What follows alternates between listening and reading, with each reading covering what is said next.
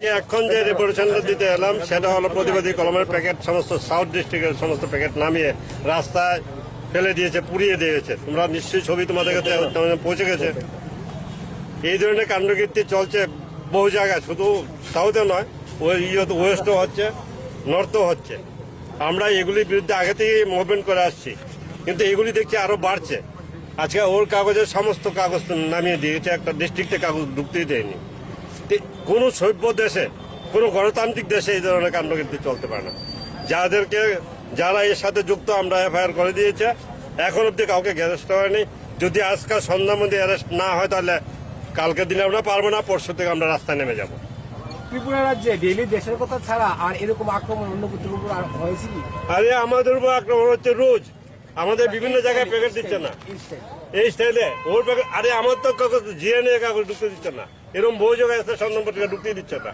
আজকে তার পরশু দিন হয়েছে বিলিনিয়া, সমস্ত প্যাকেট নামিয়ে ফেলেছে, নামিয়ে পুড়িয়ে ফেলেছে, এরা রাস্তা মিছিল করছে। আর আজকে কি করছে, এন্টার নর্থ ডিস্ট্রিক্ট আর সাউথ ডিস্ট্রিক্টের কাগজ ঢুকতে দেয়নি। সবচেয়ে বড় অবাক করার মতো ঘটনা কি জানেন? আজকে আমি অবাক হয়েছি। আমরা এতগুলি এডিটর, এতগুলি সাংবাদিক, এতগুলি এখানে এত জার্নালিস্ট সবাই এসছে। একটা ডিআইজি রেঞ্জ মিস্টার সুমিত্র দল বলছে আপনি এফআইআর করুন, আপনি থানায় যান, এফআইআর করুন। অথচ 7:30 নাগাদ এফআইআর অলরেডি করা হয়ে গেছে। 7টার সময় ঘটনা, ডেলাইটের মধ্যে ঘটনা। পুলিশ বলছে এফআইআর করুন, এখন বাজে 11:30, এখনো ওরা আসামিকে গ্রেপ্তার করেনি, বলছে এফআইআর করুন। আমি বললাম যে ডেলাইটে ঘটনা হয়েছে, এফআইআর তো অলরেডি আমরা 7:30 করেছি, বলে আমার কাছে খবর আসেনি। বলে আপনার এসপি তো জানে, আপনি গ্রেপ্তার কেন করছেন না? ওসব কোনো জবাব দিচ্ছেন না। উনি বলছেন এফআইআর নিলে আমরা খোঁজ খবর নিয়ে ব্যবস্থা করবো। মানে পুলিশ যে কিছু করবে না, মোটামুটি আমাদের কাছে আইপিএস অফিসার বসে আছে এখানে, ডিজি তাকে দায়িত্ব দিয়েছে। ডিজি নেই এখানে, আগরতলা বাইরে আছে, আম বাসায় আছে। ডিজি তাকে দায়িত্ব দিয়েছে দেখার জন্য, তার কাছে খবরই নেই। পুলিশের এসপিকে যখন, সাউথের এসপিকে যখন এখান থেকে ফোন করা হলো, আমাদের সুন্দর ফোন করেছিল, সে বলছে এমন হয়েছে নাকি, আমি খবর নিচ্ছি। পুলিশের এসপি খবর জানে না, তোমার একটা ঘটনা ঘটে গেল। এখন বেলা বাজে 12:30 প্রায়, এখন অব্দি কোনো গ্রেপ্তার নাই, এখন অব্দি কোনো বলছে এফআইআর করুন। আর এই লোকটা জানেও না যে কি সৌমিত্র ধর, সে জানেই না প্রসিডিওরটা। যে এফআইআর আমরা ইচ্ছা করলে হোয়াটসঅ্যাপে করতে পারি, ইচ্ছা করলে SMS করে করতে পারি, এফআইআর আমরা ইমেল করে করতে পারি। তার এই আইনটুকু জানে নাই। Why is there I don't no.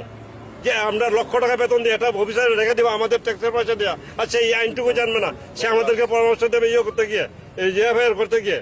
What he should suspend. I will tell mister Daldas, তাকে সাসপেন্ড করতে হবে। এই ধরনের রাখা নাকি? আমরা বলে দিতে চাই যদি 24 ঘন্টার মধ্যে আসামিকে গ্রেফতার না করা হয়, কালকের দিন আমরা কিন্তু বসে থাকবো না, আমরা রাস্তায় নামবো। কালকে আমাদের প্রেস ক্লাবে ইলেকশন আছে, কালকের দিনটা আমরা দেখবো। পরশু দিন এই পুরো পুলিশ হেডকোয়ার্টার ঘেরাও হবে এই ব্যাপারে যদি গ্রেফতার না করা হয়। আমি বলে দিতে চাই বহুত হয়েছে, একটা দুটো ঘটনা হয়নি, এরকম প্রচুর ঘটনা হয়েছে। একটা ক্ষেত্রে পুলিশ 9 জন সাংবাদিকের বাড়িতে আক্রমণ করা হয়েছে, রক্তাক্ত হয়েছে, পুলিশ কিচ্ছু করছে না। এফআইআর করুন। আমাদেরকে বুঝাতে এসছে এফআইআর কিভাবে করতে হয়, কাকে কখন করতে হয়। আমরা মুখে বলেছি, ইমেল করেছি, আমরা হোয়াটসঅ্যাপ করেছি, রিটার্ন দেওয়া হয়েছে। তারপর আমরা 24 ঘন্টা দেখবো, যদি না কিছু করে তারপর আমরা দেখাবো কিভাবে পুলিশকে ব্যবস্থা নিতে হয়। থ্যাংক ইউ ভেরি মাচ, আপনারা সবাই এখানে এসছেন।